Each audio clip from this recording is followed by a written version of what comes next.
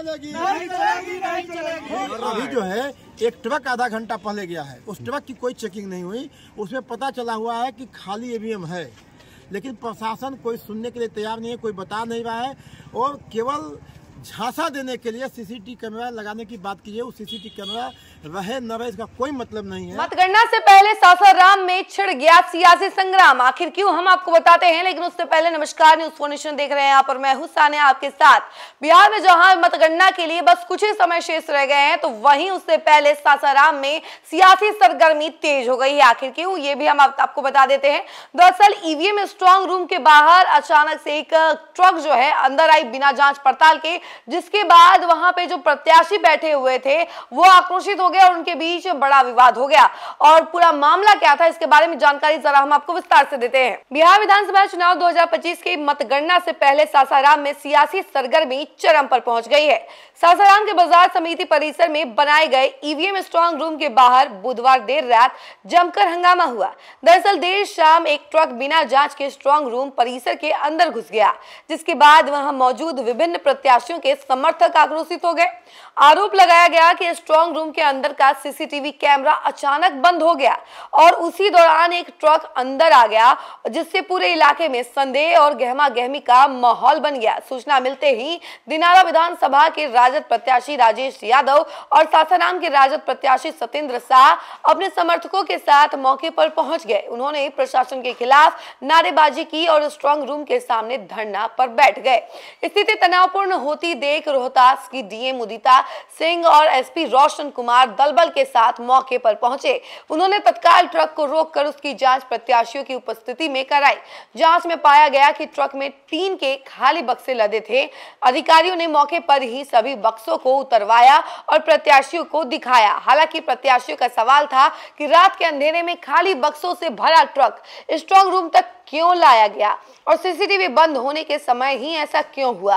प्रशासन इस पर कोई स्पष्ट जवाब नहीं दे सका, जिससे माहौल और भी ज्यादा गर्मा गया। डीएम उदिता सिंह ने मौके पर लोगों को शांत करने की कोशिश की और कहा कि संपूर्ण प्रक्रिया पारदर्शी है, किसी भी तरह की गड़बड़ी नहीं होने दी जाएगी। वहीं एसपी रोशन कुमार ने सुरक्षा व्यवस्था को सख्त करते हुए अतिरिक्त बल तैनात करने के निर्देश दिए। काफी देर चली बातचीत और जांच के बाद मामला शांत हुआ।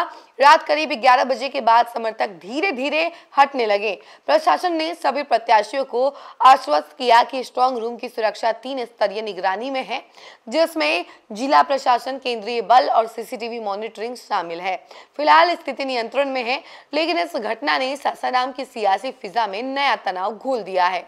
मतगणना से ठीक पहले हुए इस घटनाक्रम के चुनावी माहौल को और संवेदनशील बना दिया है। गलती कर रहा है। अभी जो है एक ट्रक आधा घंटा पहले गया है, उस ट्रक की कोई चेकिंग नहीं हुई, उसमें पता चला हुआ है कि खाली ईवीएम है, लेकिन प्रशासन कोई सुनने के लिए तैयार नहीं है, कोई बता नहीं रहा है और केवल झांसा देने के लिए सीसीटीवी कैमरा लगाने की बात कीजिए। उस सीसीटीवी कैमरा रहे न रहे इसका कोई मतलब नहीं है। हम लगातार 3 घंटे से वहाँ हैं और जो समझ रहे हैं बातें, उसमें इसका कोई मतलब नहीं है। मैंने प्रशासन के लोगों को बताया कि आप सीसीटीवी कैमरा में हमको समझा दीजिए कि इससे कैसे निगरानी हो सकती है। सर, यहाँ पर बहुत बड़ा गड़बड़ी हो रही है और जब हम लोग कंप्लेन कर रहे हैं तो कोई सुनवाई नहीं हो रही है। हमने एसडीओ साहब से फोन किया, बात हुई, हम बोले सर जो हमारा जो स्ट्रांग रूम है और वहाँ पर जो ईवीएम मशीन रखा गया है, वहाँ पर पिछला एक दरवाजा भी है।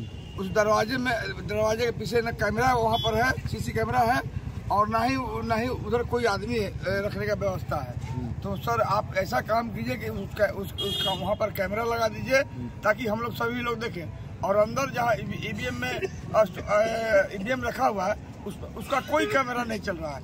एक बाहर गेट का कैमरा जहाँ शटर लगा हुआ है वहाँ का कैमरा एक चलाया जा रहा है और जो अंदर कोई कैमरा नहीं चल रहा है। साहब लोग क्या बोले फोन पर? साहब लोग बोले कि हम कल हमसे भेंट कीजिए, कल आपसे बात करेंगे। ऐसा कहीं चलता है? ये लोग रात में ईवीएम को दूसरा बदल कर ये लोग, क्योंकि इनका जो कैंडिडेट है एनडीए का वो बहुत बड़ा यहाँ मतलब पार्टी का है, सत्येंद्र कुशवाहा, उसको जिताने के लिए और बाहर से खबर भी आ रही है कि सत्येंद्र साहब किसी हाल में हराना है। लेकिन ये तो सवाल खड़ा कर ही रहा है कि आखिर खाली बक्से वाला ट्रक जो है स्ट्रांग रूम में क्या कर रहा था, जिसका जवाब अभी प्रशासन नहीं दे पा रही है कि आखिर वो ट्रक अंदर कैसे आया, क्यों आया और बिना जांच के क्यों आया और कैमरा बंद क्यों था।